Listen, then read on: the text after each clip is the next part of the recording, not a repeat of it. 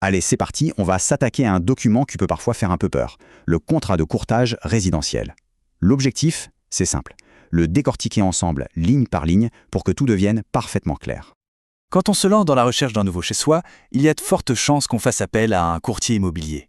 C'est une super étape, bien sûr, mais elle commence presque toujours par la signature d'un papier très important. Et ce fameux papier, c'est ce contrat. Ce n'est vraiment pas qu'une simple formalité. C'est lui qui va poser les règles du jeu, qui va définir les droits et les devoirs de chacun. Alors, regardons de plus près ce qu'il y a dedans. Alors, concrètement, un contrat de courtage, c'est quoi? En fait, il faut le voir comme une feuille de route. C'est un accord officiel qui met tout noir sur blanc, qui fait quoi, qui paye quoi, et surtout, comment on réagit si les choses ne se passent pas comme prévu. C'est vraiment la base de la confiance. Bon, on commence par le commencement, les bases. La toute première partie du contrat sert à ça, à identifier clairement les acteurs et l'objet de la mission. C'est tout simple en fait. Quand on lit la première partie, il s'agit du client, la personne qui recherche le bien. Et la deuxième partie, c'est le professionnel, donc le courtier ou son agence. Le contrat s'assure que dès le départ, les rôles sont bien clairs pour tout le monde. Pas de confusion possible. On tombe souvent sur cette phrase un peu formelle, les deux parties reconnaissent leur capacité juridique. Pas de panique, ça veut tout simplement dire que les deux signataires confirment qu'ils ont le droit, légalement, de s'engager dans cet accord. C'est une petite phrase essentielle pour que le contrat soit valide. Et ça nous amène à la première clause qui est absolument cruciale. C'est un peu la liste de souhaits. Et là, un conseil, il faut être le plus précis possible. La ville, le quartier, le nombre de pièces, la surface, tout. Plus c'est détaillé, plus le client est protégé. Ça oblige le courtier à se concentrer uniquement sur des biens qui correspondent vraiment à la demande. Voilà pour le quoi. Maintenant, on va aborder deux sujets centraux dans n'importe quelle transaction. Le temps et l'argent. La deuxième clause est super importante. Elle fixe une date limite. Et oui, le courtier n'a pas un temps infini pour trouver la perle rare. Le contrat définit très clairement une durée maximale pour la mission de recherche. Et là, la question que tout le monde se pose, que se passe-t-il si on arrive à cette fameuse date butoir et qu'il n'y a toujours rien? Est-ce que le contrat continue comme si de rien n'était? Eh bien, la réponse est très claire, non. Le contrat devient tout simplement caduc. Il est annulé. Il n'y a pas de renouvellement automatique ou de tacite reconduction. Si on veut continuer à travailler ensemble, il faut signer un tout nouveau contrat.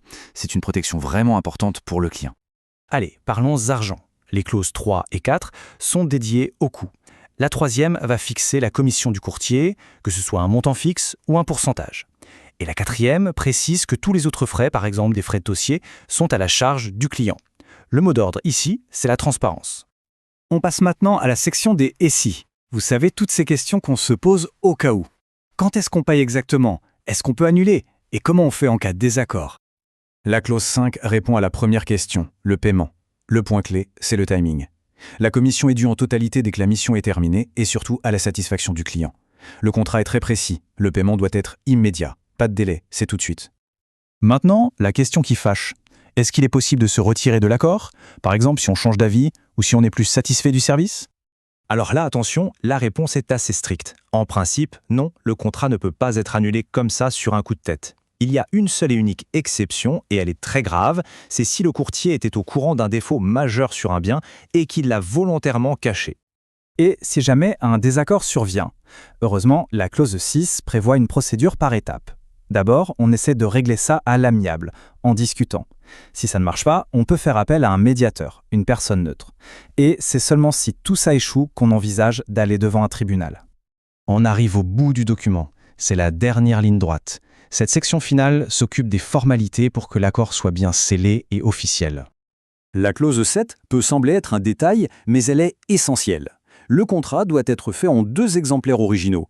Pourquoi? C'est simple. Pour que chaque partie, le client et le courtier, ait sa propre copie qui fait foi. C'est une sécurité pour tout le monde. Ok, petit récapitulatif juste avant de prendre le stylo. 4 points à garder en tête. 1. La précision dans la description du bien, c'est la meilleure des protections. 2. La date limite est ferme et s'applique à tout le monde. 3. Annuler le contrat est quasi impossible, sauf en cas de faute grave. Et 4. Bien comprendre comment les conflits seraient gérés. Et tout ça, ça nous amène à la question finale, la plus importante de toutes. Après avoir tout analysé, il faut se demander, est-ce que ce contrat, tel qu'il est écrit, protège vraiment bien les intérêts en jeu?